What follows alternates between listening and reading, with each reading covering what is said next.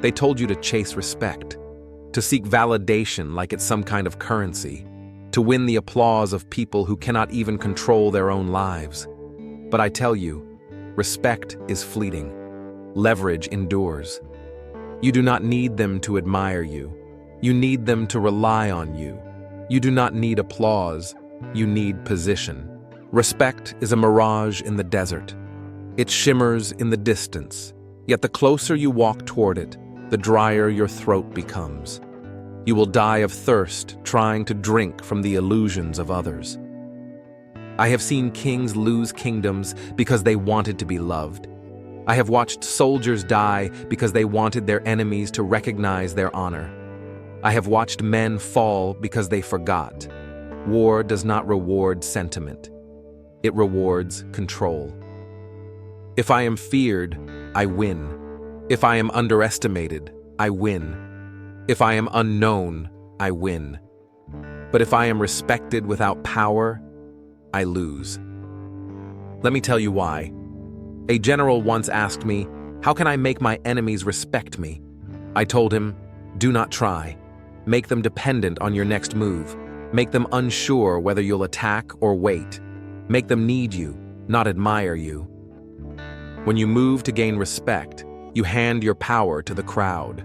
When you move to gain leverage, you hold the high ground. One fights for opinion, the other fights for position. This is not a lesson in morality. It is a lesson in advantage. You see, the battlefield is not where the war begins. It begins long before that, in the unseen calculations of leverage. A man with leverage does not need to shout. He walks in silence, and yet the room listens. He does not demand respect. The world rearranges itself around him because he controls something others need. A resource, a skill, an outcome, an access point, a fear, a secret, a connection. It is not the loudest that commands. It is the one who cannot be replaced. Let them call you quiet. Let them mock your detachment. Let them overlook your name. But if their future hinges on your silence, if their plan collapses without your support, if your presence is the axis on which their scheme turns, then you hold power. And that power is not given, it is built. Not with fame, not with applause, but with leverage. Leverage is built in the dark. While others chase spotlights, you acquire the keys. While they post quotes, you write terms. While they want credit, you accumulate control. And when the time comes, they will not care who respects whom. They will ask, who has the leverage? Because that's the one who gets to decide what happens next. That is the essence of Strategy 3. Build positions so strong that you do not need their respect. You need only to move your finger and their world tilts. But this kind of leverage is not found. It is forged. And in this war, I will show you how. Now let us begin. Power without positioning is decoration. It sparkles, it shines, but it shatters the moment real pressure is applied. Leverage, however, is invisible strength, quiet, buried beneath layers of patience, calculation, and strategic preparation. You do not see it until it's too late. And that is why it works. Ask yourself, who truly controls the outcome of a negotiation? Not the one with the loudest voice, not the one with the most impressive reputation, but the one who has something the other side must have and cannot easily replace. That is leverage. And that is your battlefield. I do not fight with emotions. I fight with pressure points. While others seek to be heard, I seek to be required. Respect is optional. Leverage is not. Let me give you an example. Not from war, but from daily life, because the same principles apply. A merchant who relies on many suppliers is vulnerable, but a merchant who controls the only supply of a rare material becomes untouchable. He does not need to advertise. He does not need to beg for attention. He becomes a gatekeeper, and those who once ignored him now bend to his terms. Do you understand? The first merchant has respect, The second merchant has leverage. And in the real world, only one walks away with power. Now apply this to your life. Do not ask, how do I get people to respect me? Ask instead, what resource can I control that others cannot ignore? What value do I provide that forces them to consider me, even when they don't want to? This is not about manipulating people. This is about structuring your life so that you cannot be easily dismissed. You do not need to be liked. You do not need to be followed. You do not even need to be present in the room. But your impact must be. That is leverage. You become the variable that alters every equation. You walk away from a deal, and the deal collapses. You stop showing up, and the system breaks. You speak once, and it shifts the entire direction of the board. Why? Because you built silently. Because you mastered something essential. Because you stopped seeking visibility and started accumulating influence. This is why I teach in silence. This is why I do not raise my voice. This is why I prefer stillness over display. Because in stillness, you can see clearly. And with clarity, you begin to see all the subtle moves others overlook. You begin to realize that people respect what they cannot control and fear what they depend on. So be both. Be the one they cannot control and be the one they cannot function without. Then, and only then, you hold real power. They will call it respect, but you will know the truth. It is leverage dressed in admiration. It is dependency disguised as applause. And when the time comes and the world pretends to care about your status, you will not need their validation. You will sit quietly in the center of the storm and decide who enters, who exits, and who breaks. That is the only respect that matters. Let us go deeper. Leverage is not only possession, it is timing. It is not just what you control, but when you control it. A fool holds a weapon too early and reveals his strength before the field has ripened. A strategist holds the same weapon longer than expected and strikes at the precise moment the opponent cannot counter. That's why leverage must be hidden until the environment is ready. You can have the right tool, but if you show it at the wrong time, it becomes a liability. You can have the upper hand, but if you reveal it out of ego, it becomes weakness. Control is not just possession, it is restraint. Now understand this clearly. Leverage increases not when you use it, but when others realize you haven't. Let that sink in. The moment they understand that you could have moved, but didn't, you multiply your power. You become unpredictable. You become a variable. You become something they now calculate into every move they make. This is how a general wins before the first arrow flies. He holds high ground, but does not boast. He secures supply lines, but does not broadcast. He studies the wind, the soil, the morale, and waits. He builds tension, and when the moment arrives, one move is enough. Because leverage is not about endless action. It is about well-timed action backed by irreplaceable positioning. The loud man is trying to negotiate with volume. The quiet man is negotiating with consequence. Let me teach you the difference. One says, "Look at what I can do." The other doesn't speak, because his absence already causes problems. One threatens. The other withdraws a small piece. And suddenly, the other side begs for peace. You do not need respect. You need that effect. You need the ability to collapse conversations by leaving. You need the power to force change by withholding. You need the option to say nothing and still be obeyed. That is the highest form of leverage. But how do you build it? 1. By becoming useful in a way that cannot be replicated. 2. By solving problems others avoid. 3. By remaining emotionally detached while everyone else is addicted to approval. Remember this: he who chases admiration becomes a servant of the crowd. He who chases leverage becomes a master of circumstance. One runs toward applause, the other walks toward control. And control, once built quietly and patiently, become so effective that even your enemies consult their next steps based on what you might do. That is how empires are shaped. That is how influence is cemented. That is how war is won before it starts. Leverage is not an accessory. It is your armor. It is your sword, your gate, your shield, and your final move. And the only way to acquire it is to stop seeking the world's permission to be powerful. Because once you stop needing respect, you become dangerous. What you control is not always what you own. Sometimes, leverage comes from what you refuse to need. This is a law that most never learn, because they are too busy grasping, too desperate to belong, too eager to prove. But understand this: the less you need, the harder you are to manipulate. And the harder you are to manipulate, the more others must adjust around you. This is leverage. A man who cannot be bribed cannot be cornered. A man who does not crave attention cannot be baited. A man who walks away with no hesitation owns the room, even if he exits it.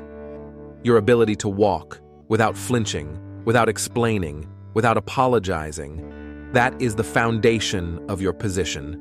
Not your talent, not your title, not your intelligence, but your indifference to dependence.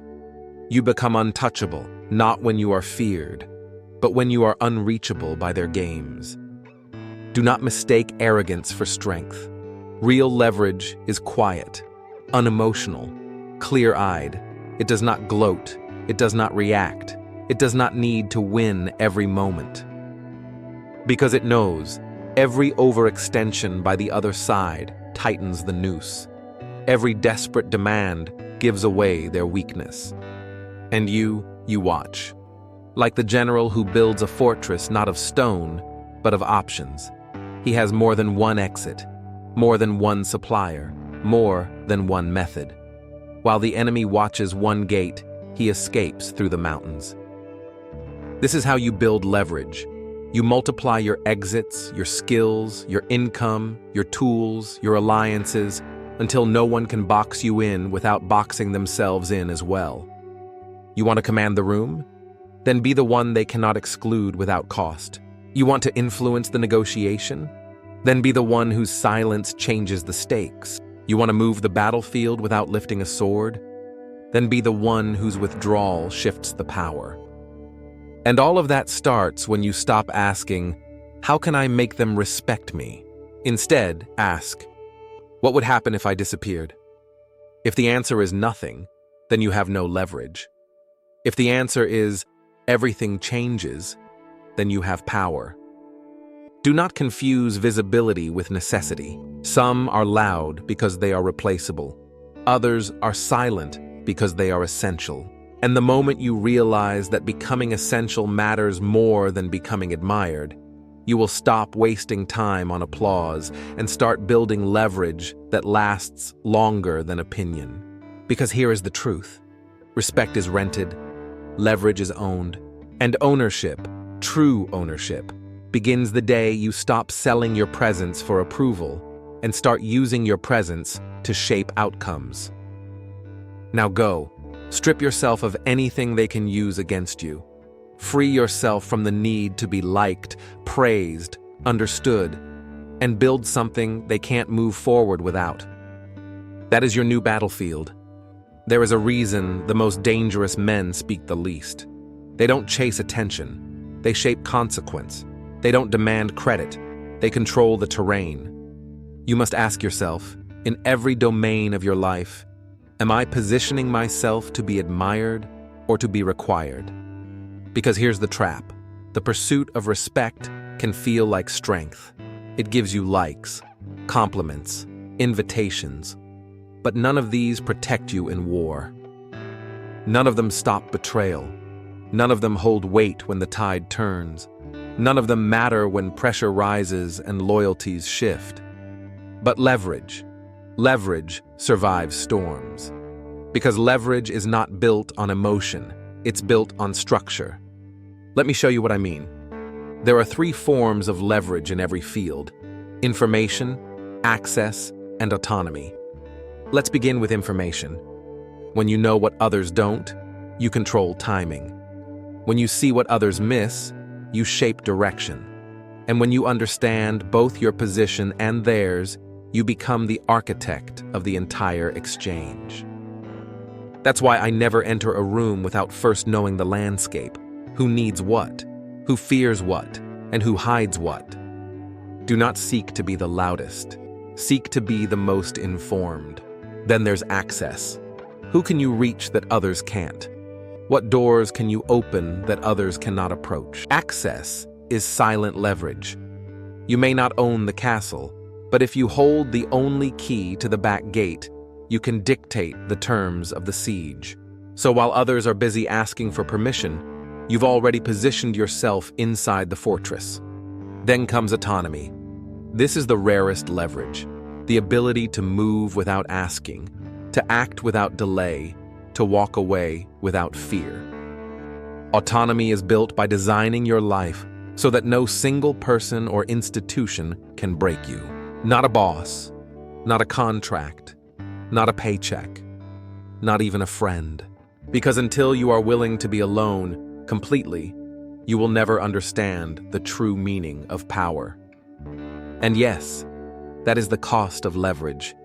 You will lose popularity. You will lose ease. You will lose the illusion of harmony. But what you gain is far greater. You gain the ability to stand alone and still win. That is the difference between a respected man and a strategic one. Respect gives you moments. Leverage gives you outcomes. And war, life, only respects outcomes. So I ask you again, do you want to be respected or do you want to be irreplaceable? Because once you become irreplaceable, even your silence speaks. Even your delay causes panic. Even your presence, quiet, calm, and unannounced, shapes the flow of power. Let the others chase attention. Let them drown in applause. You are not here to be admired. You are here to be feared in absence and consulted in silence. That is leverage. And once you have it, they'll call it respect. But you will know better. The world is not moved by how much noise you make. It is moved by the pressure you apply, precisely, invisibly, and without emotion. This is the way of the strategist. He understands that to truly influence the field, he must position himself not above others, but beneath the surface of their decisions. Like water shaping stone, quietly, over time, leverage rewrites the rules. And yet, most men ignore this. They chase reputation instead of position. They chase followers instead of force. They trade their autonomy for likes and call it success. They do not realize, when you need respect, you can be baited. When you need to be admired, you can be manipulated. When you need to be seen, you can be misdirected. But when you need nothing, you become immovable. This is how the great generals think. They walk into a room with no desire to impress, no need to speak, no need to prove. They listen, they watch, they wait. And while others fight for status, they scan for structure. They look beneath the conversation. Who controls the gate? Who owns the resources? Who does everyone secretly depend on? That is where they move. Not toward the center, but toward the fulcrum. Because the fulcrum, not the flag, decides the outcome. And once they find it, they do not announce. They acquire. They reinforce. They disappear from the spotlight. And when the world comes knocking, it's not to celebrate them, it's to ask permission. Leverage is not built on attention. It is built on asymmetry. And asymmetry favors the one who does not expose all his moves. Understand this. If they know what you want, they can deny it. If they know what you fear, they can trigger it. If they know where you stand, they can flank you. But if you give them no handle, no signal, no pattern to cling to, you become impossible to corner. You float like mist through their plans. You observe as their noise creates chaos.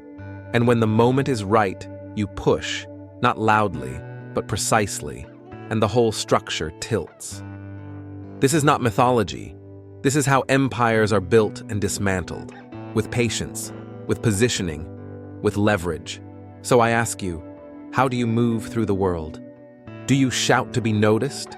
Or do you move in silence, acquiring invisible advantages? Do you perform to gain respect? Or do you prepare to hold power? Because in the end, when the crowd disperses and the lights fade, those with leverage remain. Not celebrated, not crowned, but indispensable.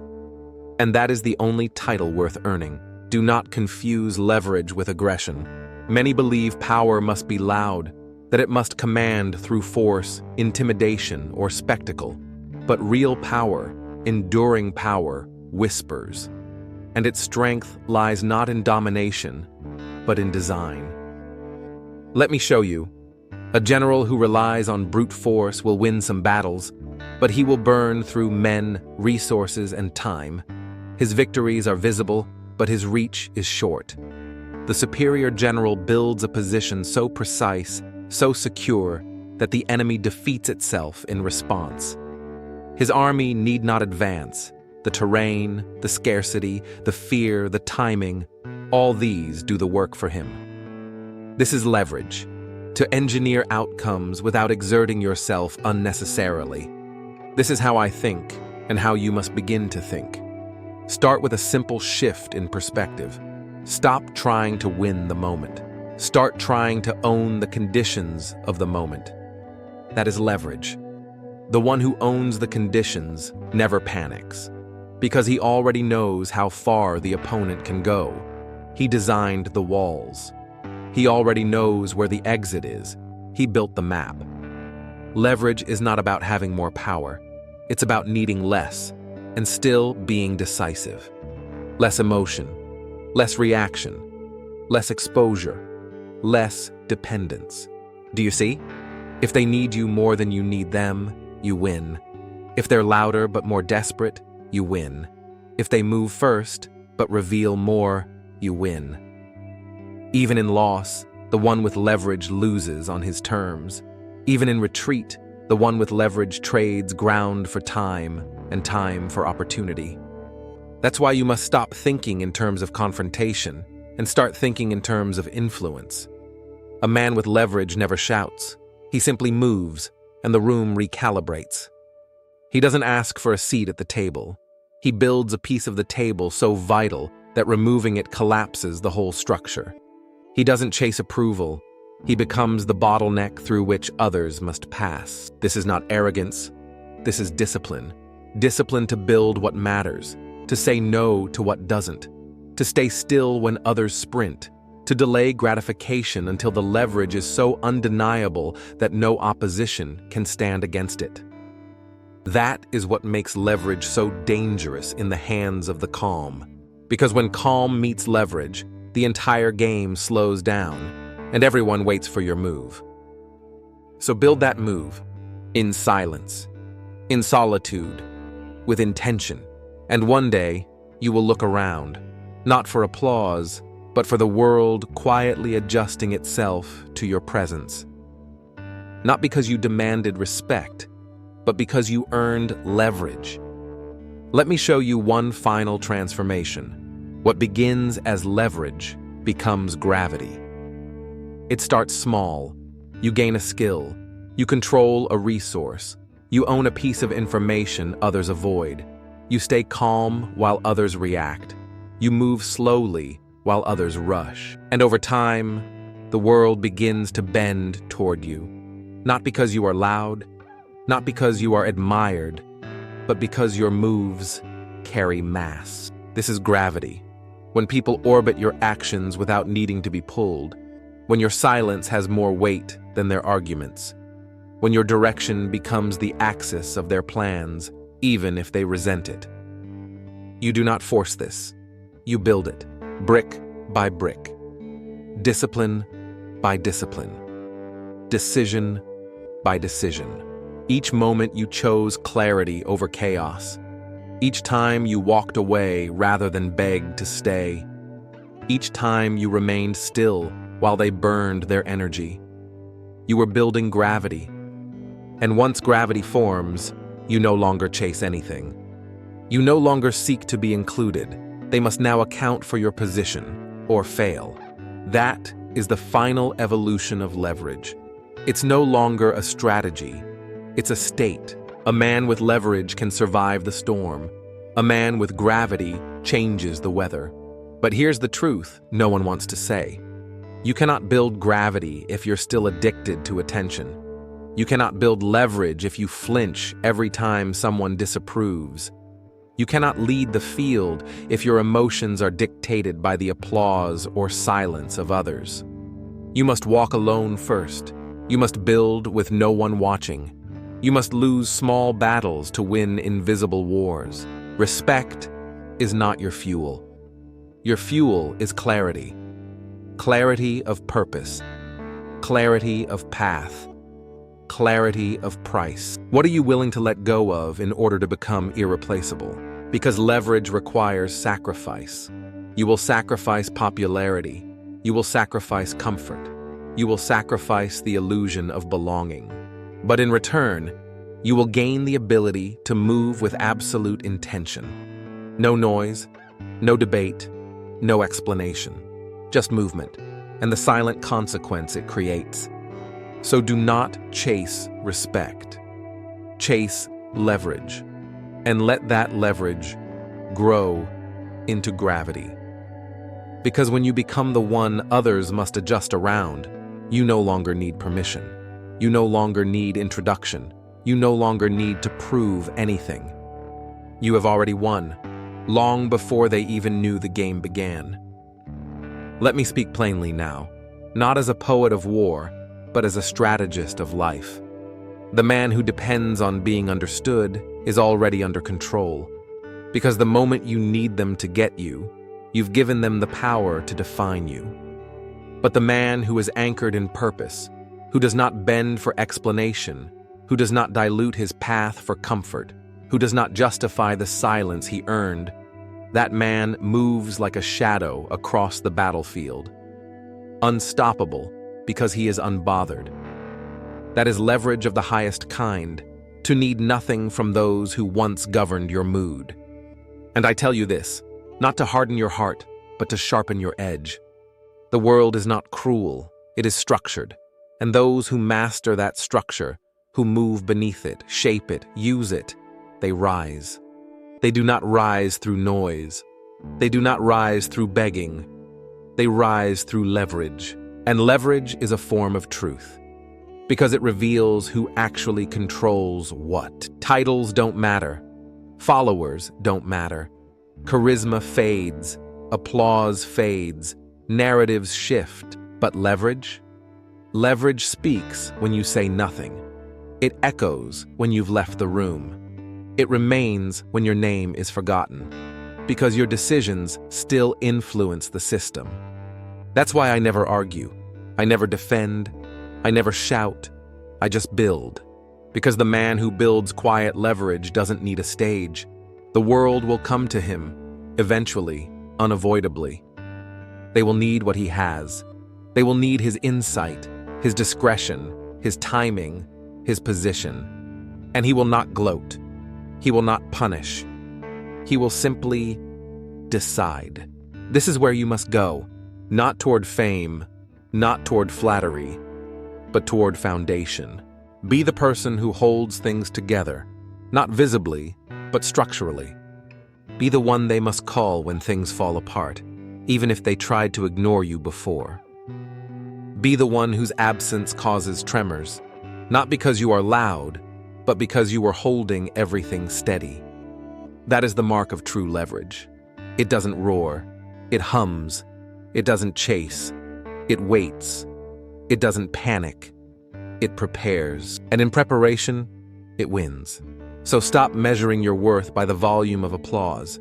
Measure it by the weight of consequence your choices carry.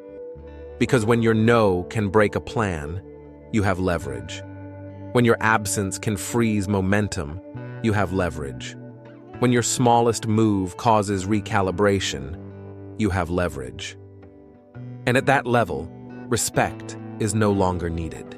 Because you've become a force, not by asking for recognition, but by becoming irreplaceable.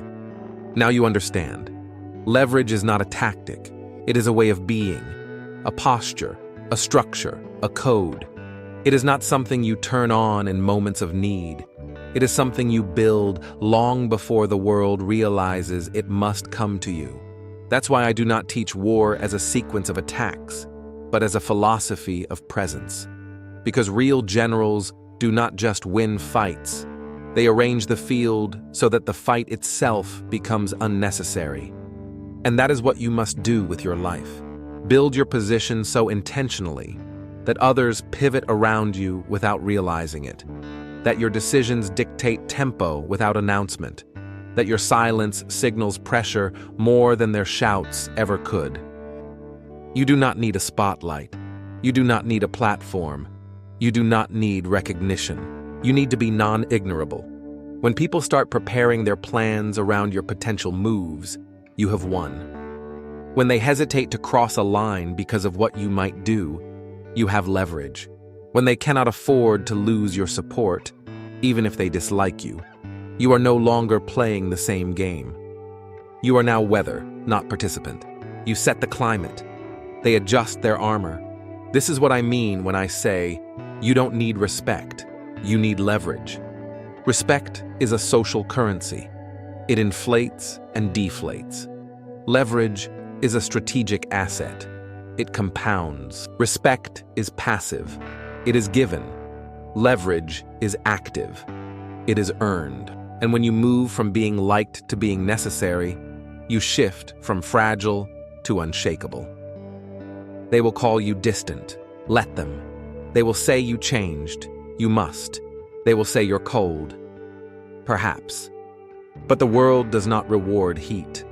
It rewards control. And the man who controls the board does not apologize for his position. He uses it precisely, ruthlessly, without noise, to shift history in his favor. So walk away from the chase for respect. Burn the need to be celebrated. Cut the leash of emotional dependency. Instead, become the hinge. Become the shadow move. Become the pressure point no one sees until it's too late. And one day, they will ask how you did it. You will not answer. Because leverage never speaks loudly, it just moves. And the world moves with it.